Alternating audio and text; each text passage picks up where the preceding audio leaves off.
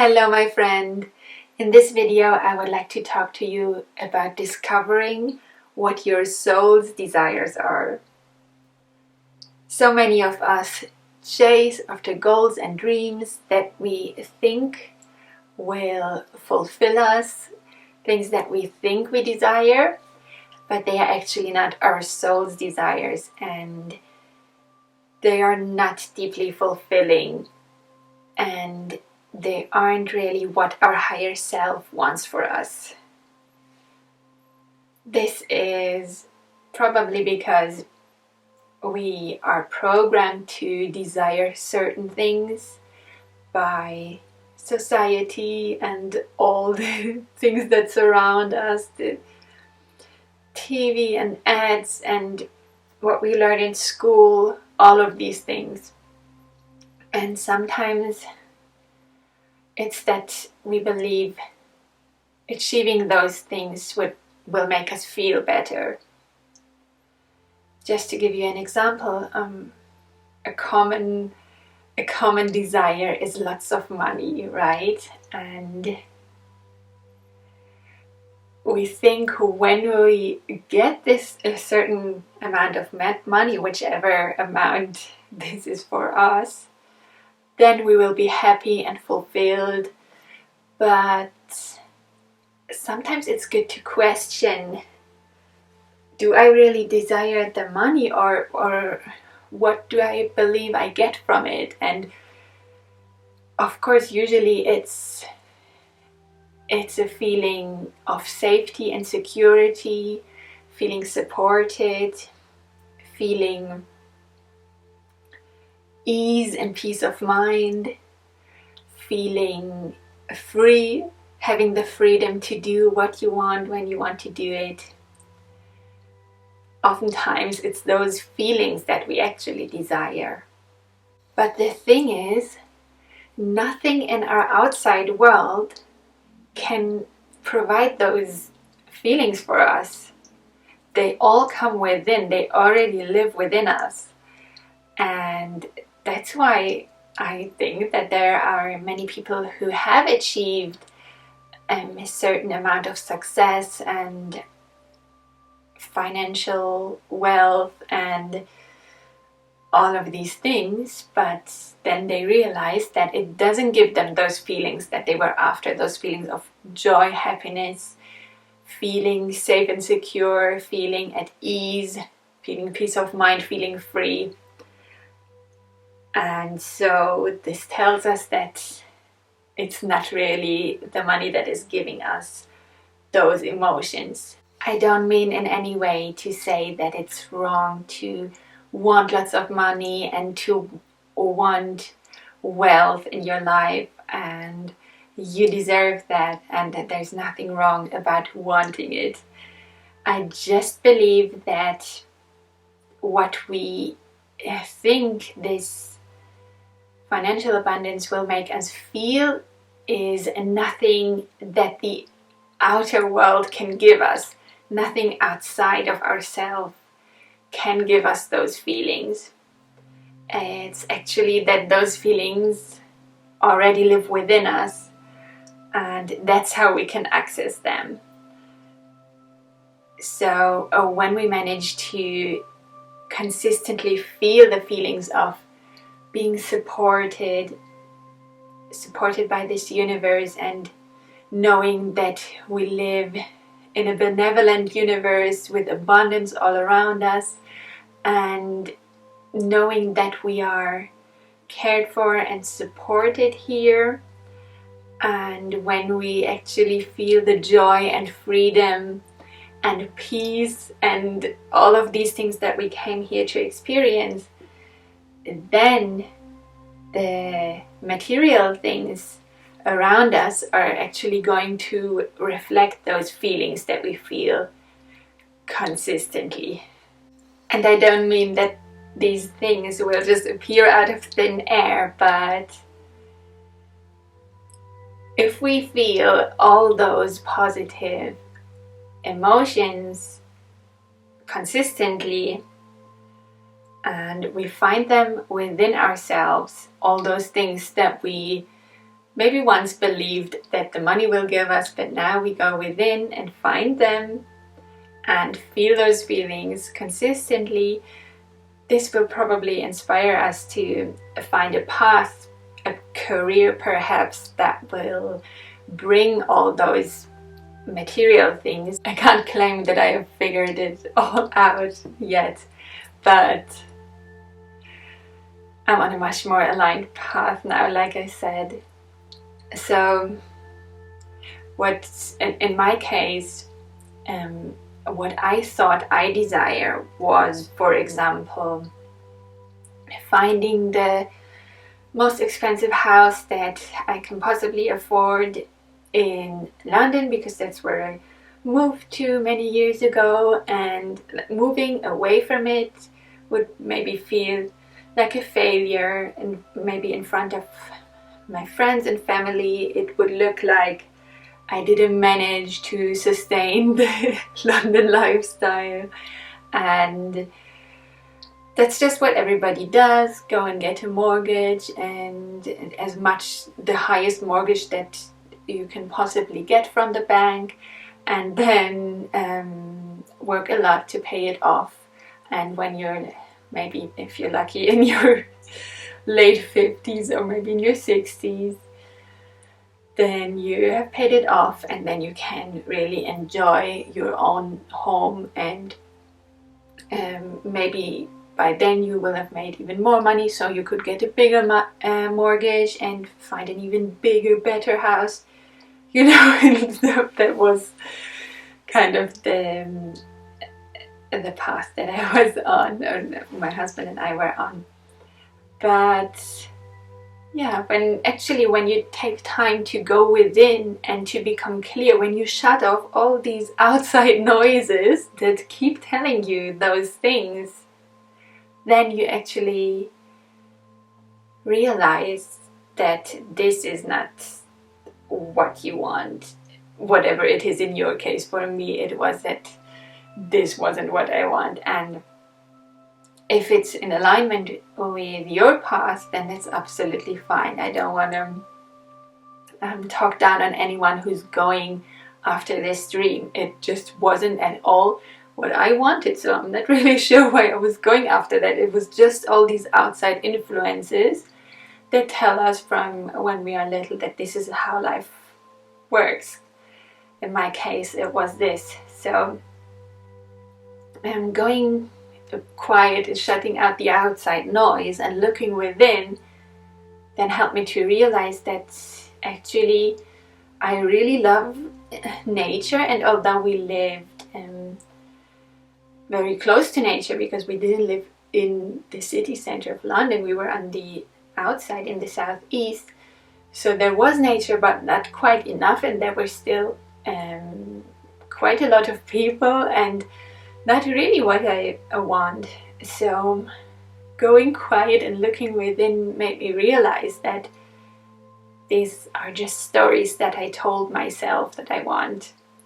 And my husband did the same. First he was quite resistant to it, but then he looked deep within and started to realize that it's not really what he wants either. And the fear that at first stopped us from deciding to move away from London, somewhere, in our case, somewhere where you don't need a huge mortgage that you pay off almost the rest of your life, and you can find nice houses with much smaller mortgages.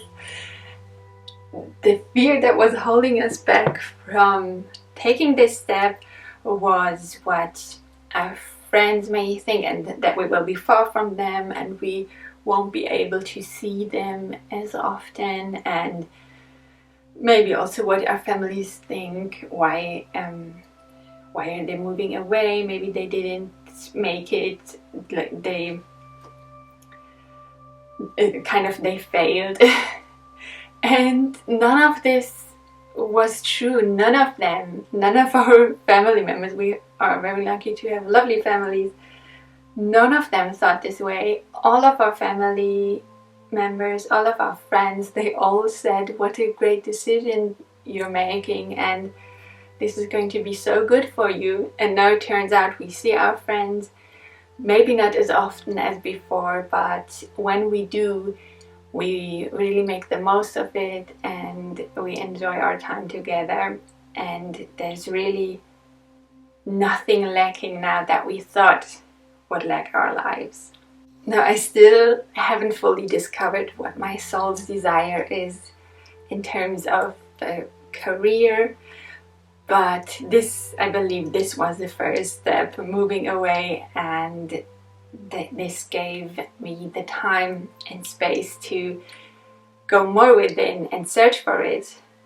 Because that's the thing, when we set our goals so high, and they aren't, it's great to set high goals, but if they aren't really what you truly desire, then you have so much noise in your life to work toward those goals. In my case, it was just working to make those mortgage payments, and that didn't allow for time to go within.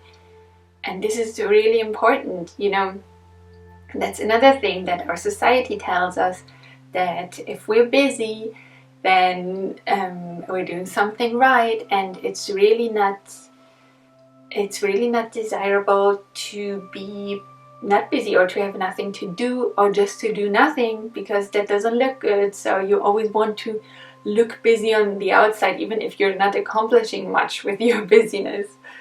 And that was exactly me. That was so me. Can't believe it now, but yeah, now sometimes I just don't do much. Of course, I'm not irresponsible. I do the things I have to do to have money coming in to support me, but I don't make it a priority. And even if this means that I have to be more, let's say, be more frugal, let's say it this way, then that's what it is. But it's very important to take time to go within. And what I mean by that is taking time to quiet the mind. So whatever works for you. Meditation is a really good way. I know many people say, oh, meditation doesn't work for me, and I tried it, and then it's quite hard to stick to it if it doesn't work right away. But I encourage you not to give up and try different kinds of meditations. I mean, everyone who's very practiced with it and who has a stable routine for years, all those people, they found what works for them. So you don't have to force yourself to do something that doesn't work for you. I just started Kundalini yoga, for example, and I found that this is my perfect way of quieting the mind, because with my regular meditation, I sometimes skipped it because I don't know really why. It didn't get me hooked. You know, sometimes it was working very well, and sometimes I just had the thoughts racing, and on days that I knew I would just have the thoughts racing in my head, I just skipped it. And so now I'm very obsessed with Kundalini yoga, because you also move your body, and that's somehow what makes my mind calm, if you know what I mean. But for you it might be something completely different, so I encourage you to try your method. And it can also be things like taking walks in nature, or maybe dancing, or maybe working out. It could be taking a nice bath, or anything that you enjoy doing, and it's just about shutting out this outside noise, you know, so that you can be alone with your own thoughts and discover what it really is that you want. And I believe there are many levels to this, so this was just the first step I believe that I discovered. And there is still so much to uncover, and I'm excited to do that. You know, when I asked for guidance on what even to talk about in this video, I used my animal spirit deck,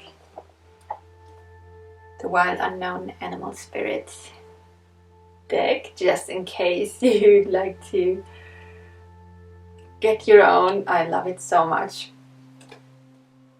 Thanks to Kim for creating these beautiful cards. I'm so grateful for them. And what came out was just the perfect way to explain this. So I guess I'll be using those spirit animals to explain the process to you. What came out was first the moth, then the crow, then the hawk, and then the horse. And I love this. That just made it so clear to me how this process works of finding your true soul's desires. Because the moth isn't content where it is, it's always going after the bright shiny light. But when it gets there, it gets to the open flame or the really hot light bulb, and then it gets burned. So that's what we see so often, that people achieve those goals and then they discover that this isn't what makes them happy. This isn't what gives them all those positive feelings that they were seeking. And honestly, oftentimes it doesn't even happen. Sometimes I was following other desires that I thought I want, but clearly they weren't my true soul's desires. I discovered later, and I didn't even get there. I believe it's much harder to get there if it's not in alignment with what would truly make you happy. But there are, like I said, many examples of people who do get there and then they realize that it's not fulfilling at all.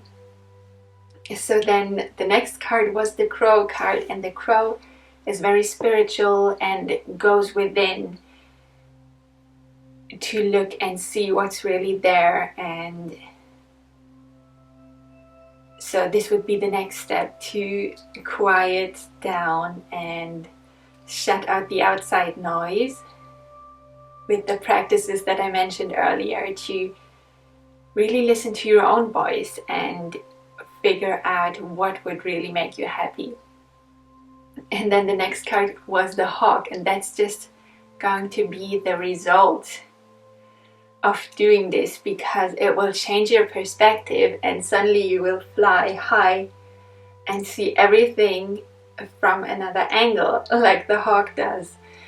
And that's because then you realize that those things that you desire, they are actually you desire the feelings that those things, that you believe those things will evoke in you. And so then you realize that there are other ways to feel those feelings.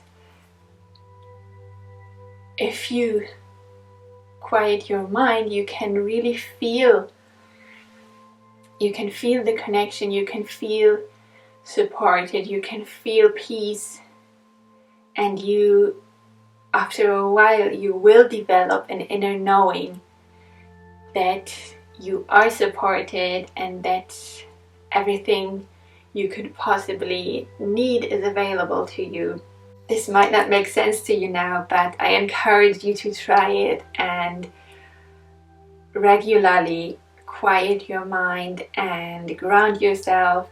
Oftentimes it's that we're not grounded, and then we feel anxiety, or we don't feel how supported we actually are, and that everything we need actually is available to us.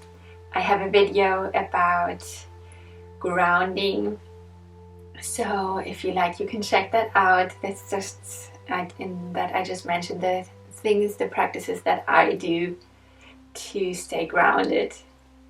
And so once we accomplish this shift in perspective, like the hawk, and we realize that those feelings that we want to feel consistently can actually be found within us, and once we access them consistently, our outer circumstances change and reflect those feelings. That's when we move into the horse energy, which was the last card that I received in the reading.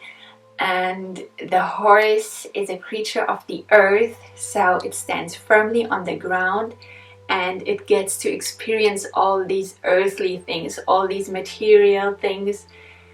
There's nothing wrong with desiring them. They are here on earth for us to experience, and the horse gets to experience them.